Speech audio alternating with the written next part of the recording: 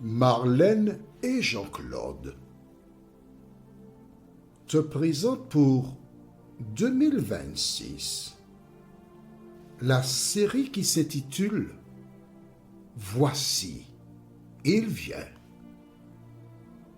Merci pour ta fidélité et que l'Éternel continue de t'éclairer tandis que tu découvres la vérité.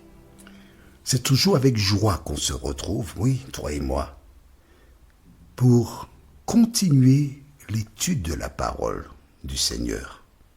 Aujourd'hui, notre thème, c'est le Saint-Esprit. La référence se trouve dans le livre de Romains chapitre 8. Romains chapitre 8, les versets 25 à 27. Romains 8, versets 25 à 27.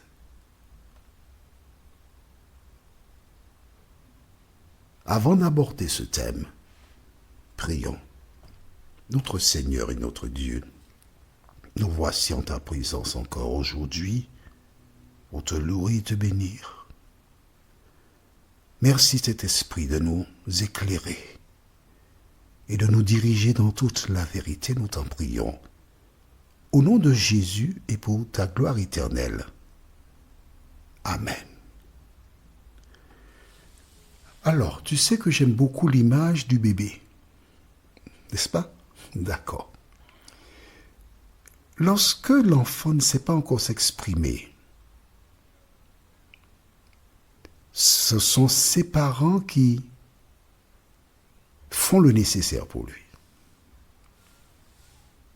qui achètent des vêtements, des chaussures, etc. Plus tard, quand il peut s'exprimer, il peut dire un certain nombre de choses et on va chercher à décrypter pour comprendre. Et on veut être sûr qu'on fait tout ce qu'il faut pour répondre aux besoins de l'enfant. C'est très bien. Mais parfois, on est dépassé. On est d'accord? Bien. En ce qui concerne les humains, nous avons des besoins, nous nous exprimons, mais souvent, nous ne savons pas ce qu'il nous faut, ce qui nous convient. Mais oui. Alors, Paul a eu une inspiration divine.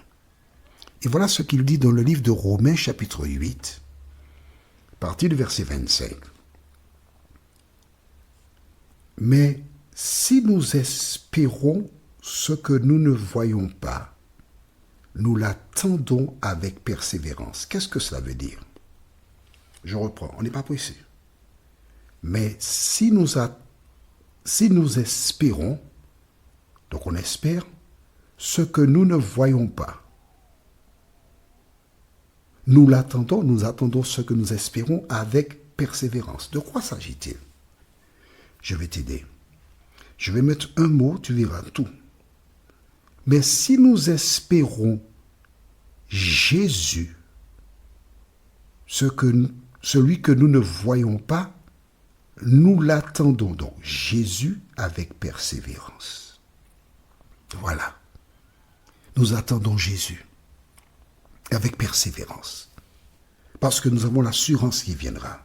Il a dit, je reviendrai. Il a dit, je reviendrai. Et Jésus n'est pas un homme pour mentir, ni un fils d'homme pour se repentir. Nous passons au verset qui suit. De même aussi, l'Esprit nous aide. Tu as vu? L'Esprit nous aide. Il vient à notre secours, en un mot, dans notre faiblesse. Car nous ne savons pas ce qu'il nous convient de demander dans nos prières. On s'arrête ici. Je relis. De même aussi, l'Esprit nous aide dans notre faiblesse, car nous ne savons pas ce qu'il nous convient de demander dans nos prières. On s'arrête ici.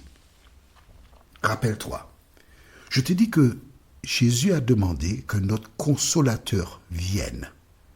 Il a dit à ses disciples, « Il est avantageux que je m'en aille, car si je ne m'en vais pas, le consolateur ne viendra pas.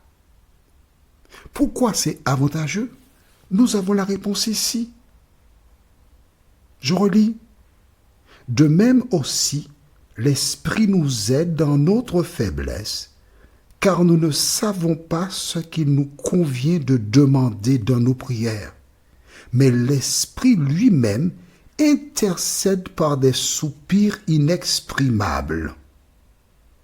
Et celui qui sonde les cœurs connaît quelle est la pensée de l'Esprit, parce que c'est selon Dieu qu'il intercède en faveur des saints. Selon Dieu qu'il intercède en faveur des saints. En clair, l'Esprit sait ce que mon ami qui se trouve en Alaska a besoin. Mais il sait aussi ce dont j'ai besoin ici à Paris. Il sait ce dont Mélissa a besoin à la Martinique. Il sait ce que Jennifer a besoin du côté du Venezuela, etc. Il est partout dans le monde. Et c'est pourquoi qu'il peut intercéder pour chacun de nous. Alors que Jésus, qui a pris la forme humaine, ne peut pas être partout à la fois. Voilà pourquoi Jésus a dit, il est avantageux que je m'en aille pour que l'Esprit vienne. Et quand l'Esprit vient, ils sont nos cœurs et nos reins. L'Esprit sait exactement ce dont nous avons besoin. Et c'est lui qui, je veux relire encore la partie, à partir du verset 26. De même aussi, l'Esprit nous aide dans notre faiblesse. Nous sommes faibles. Nous ne savons pas. Nous ne connaissons pas. Mais l'Esprit nous aide dans notre faiblesse. Toi qui m'écoutes, tu as eu un problème quelconque. Tu as décroché. Tu es au sol. Tu n'as pas la force de te relever. Je veux que tu saches que l'Esprit est là justement. Il nous aide dans notre faiblesse. Car nous ne savons pas ce qu'il nous convient de demander. Alors oui, tu sais parler. Tu peux dire beaucoup de choses. Mais en ce qui te concerne, tu ne te connais pas suffisamment pour savoir ce qu'il te faut demander. Tu ne sais pas. Tu ne connais pas. C'est ce que dit la Bible. Tu ne connais pas. Mais l'Esprit vient à ton service. L'Esprit lui-même intercède pour toi. Nous savons qu'il y a un seul médiateur entre Dieu et les hommes, c'est Jésus de Nazareth. Mais aujourd'hui, tu as une révélation.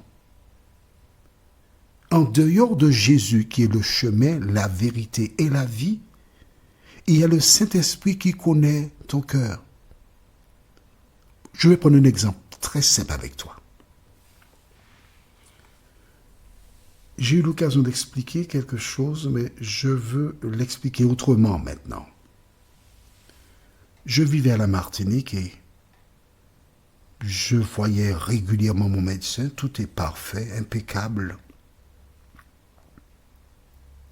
Mais un jour, l'Esprit m'a dit, lève-toi, pars en métropole. J'ai obéi, je suis parti. Et en arrivant dans l'Hexagone, j'ai fait des examens médicaux et j'ai découvert beaucoup de choses. Et j'ai compris pourquoi l'Esprit m'a dit, lève-toi, pars. Et il continue de diriger ma vie. Il continue de me montrer un certain nombre de choses qui sont indispensables. Et il fallait que je parte pour voir ces choses-là. Jusque-là, je ne les voyais pas. Mais il m'a conduit. Et dans tous les domaines, le Saint-Esprit conduit celles et ceux qui sont enfants de Dieu afin de les protéger, les garder.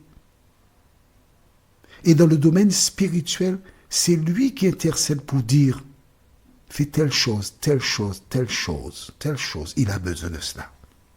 Mais je veux rester sur un exemple concret. je ne savais pas que j'avais tel problème médical. Mais lui, il le savait. Et c'est pourquoi il a tout fait concourir pour que je parte et que je trouve la solution à certains problèmes. Tu comprends cela? Voilà donc pourquoi le Saint-Esprit joue un rôle central dans le salut des gens. Voilà pourquoi que dans Matthieu 25, Jésus introduit la notion de l'huile. L'huile représente le Saint-Esprit. Par le passé, lorsqu'il fallait choisir quelqu'un comme moi, on versait de l'huile sur la tête de cette personne. L'onction. Quand Dieu envoya Samuel chez Isaïe, le père de David, il versa de l'huile sur la tête. Alors, bien sûr, il a versé de l'huile déjà sur la tête de Saül, qui a été rejeté. Ensuite, Dieu l'a envoyé chez Isaïe et il a versé l'huile sur la tête de David. L'huile représente le Saint-Esprit.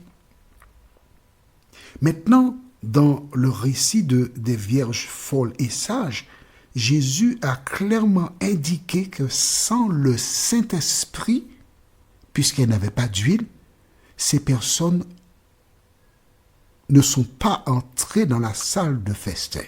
Donc le Saint-Esprit est fondamental. Et parce qu'il est fondamental, que fait l'ennemi? Il incite des gens à dire et à croire que le Saint-Esprit n'est pas ce que Jésus a dit. Il n'est pas un consolateur. Mon ami, qui me connaît sinon le Saint-Esprit? Je t'invite à prendre le temps. Maintenant, avec le portable, il y a des moteurs de recherche. Prends le temps pour faire des recherches sur le Saint-Esprit.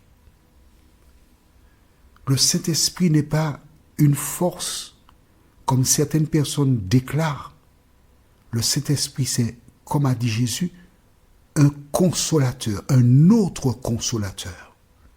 Or, nous avons vu dans Ésaïe 51, verset 12, la Bible déclare, Dieu dit, c'est moi qui vous console. Donc Dieu est un consolateur.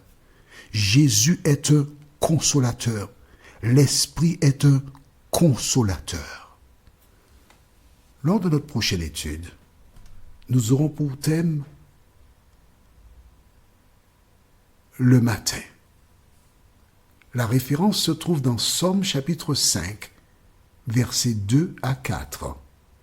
Le matin, Somme 5, versets 2 à 4. Prions. Notre Seigneur et notre Dieu, merci pour la parole. Merci pour ta présence. Effectivement, nous sommes heureux de savoir que il y a bien des choses que nous ne comprenons pas, que nous ne savons pas. Mais nous croyons, Seigneur, fermement que le Saint-Esprit intercède pour nous aider. Merci pour la parole, nous t'en prions. Au nom de Jésus, pour ta gloire éternelle. Amen. Que l'Éternel continue de te bénir et il me tarde de te retrouver. Nous sommes parvenus au terme de notre réflexion. Si d'aventure tu as une question, il te suffit d'envoyer un message par le biais de WhatsApp au numéro suivant, plus 596 696 88 93 93. Et alors Jean-Claude, moi, je me ferai un réel plaisir de répondre à ta question.